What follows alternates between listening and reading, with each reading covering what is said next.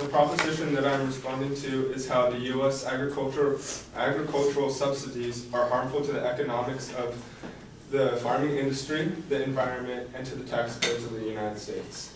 This claim was supported by three subtopics, which were that the competitiveness between larger and smaller farms are biased towards massive farms when there are subsidies involved, that subsidies provoke less efficient farming techniques which cause bad side effects on the environment, and finally that the taxpayers of the United States are not getting any benefits from having agricultural subsidies.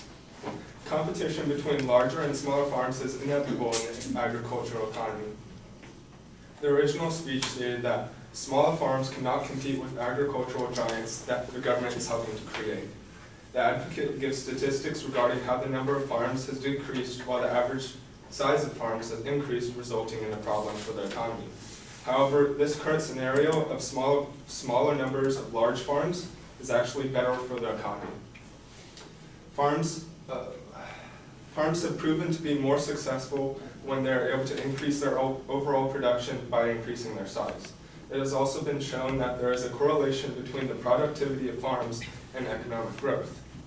Currently, the agricultural economy favors more productive farms that are efficient with their various techniques. For example, the USDA states, American agriculture and rural life underwent a tremendous transformation in the 20th century. Early 20th century agriculture was labor intensive, and it took place on many small, diversified farms in rural areas, where more than half the United States population lived. Agricultural production in the 21st century, however, is concentrated on a smaller number of large, specified farms in rural areas, where less than a fourth of the U.S. population lives. This transition demonstrates that the subsidies aimed towards larger farms are extremely beneficial due to the increasing dependency on larger farms opposed to smaller farms. The second portion of the proposition focused on subsidies and their effects on the environment. Subsidies are claimed to negatively affect the environment because farmers are encouraged to use more land than they would have normally used. This is shown to be false though, because the total acre of land used for agriculture is actually decreasing over the last century. According to the USDA, even as the amount of land and labor used in farming declined, total farm output has more than doubled between 1947 and 2015. This shows that since the Great Depression, the amount of land that has been used has decreased, which contradicts the claim that subsidies increase the total amount of land used in agriculture.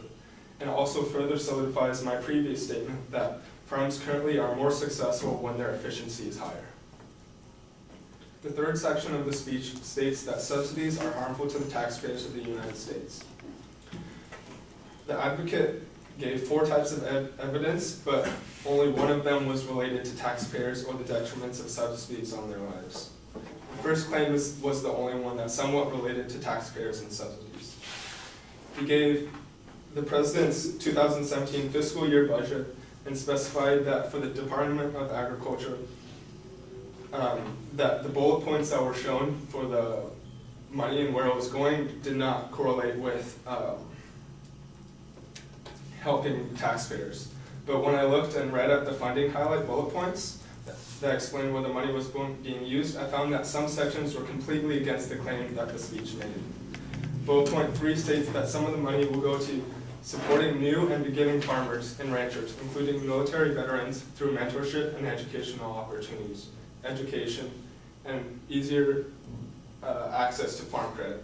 This completely undermines the claim that's being created. Instead of using this claim to show that the money was going towards bigger farms, it's actually stating that it's going towards smaller farms that are just being created.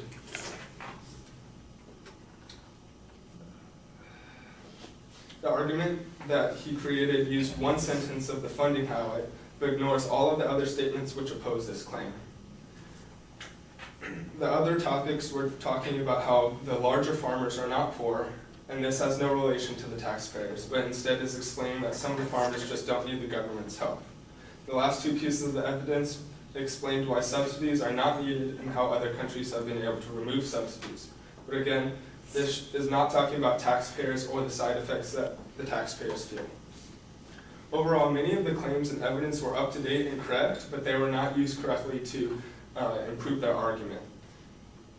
Like in this last sentence, or this last section, he did use evidence that was correct, but it was not used in a way that improved his argument. Thank you.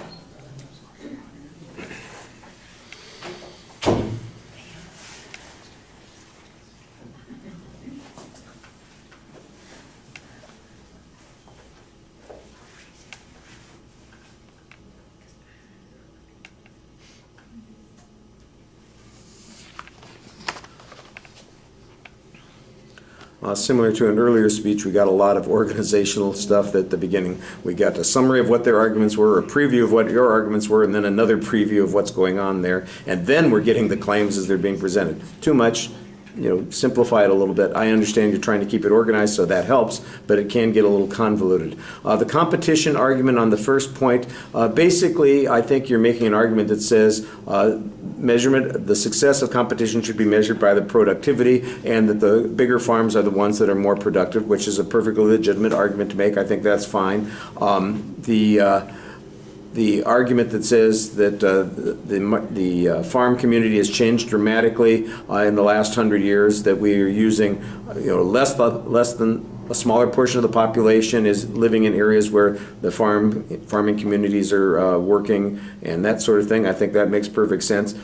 I thought your evidence on the second point was, like you applied it to that first point also, I thought it was more effective at proving that first point than the stuff that you actually had in the first point, which suggested, look, we've got higher productivity with less acreage used. That's exactly the kind of thing that we want. Now that it also applies to the environmental argument, I don't remember what the advocate's argument about the environment was. If it was simply that we've got a lot of land area being taken up here and there's some harmful consequence as a result of that. There wasn't anything specified in your argument that responds to that. It's just about the general amount of land that's being used. So if they had more particular claims that suggested, for instance, that subsidies enhance the use of pesticides, for example, then even if we're using less land, but the land that we're using is more likely to be intensively farmed, resulting in erosion or pesticide contamination or something like that, I don't think you've responded to that argument. I just don't remember what their argument consisted of on that particular point. So you've got a good general argument on that, but if there were more particular things in a debate, for instance, that would be the first thing that they'd probably come back and say, well, yeah, but you haven't denied my argument that says that these bad consequences occur because of this. You've denied something else that is tangential to this, but hasn't denied the main point. The taxpayer argument, I think that you have a valid point when you say the advocate has taken one piece of information, used it to try to make a generalization here, but it has ignored other information about the farm subsidies that show that it tries to do the exact opposite of what the advocate is talking about, and I thought you did a pretty good job presenting that. Toward the end of the speech, you start sounding like you're making a critique of the advocate's speech instead of a refutation of the speech, and I don't think you want to end up doing that. Don't turn it into, this is not an evaluation of their argument, it's an argument about their argument, and that's the way you want to finish that. All right, thank you.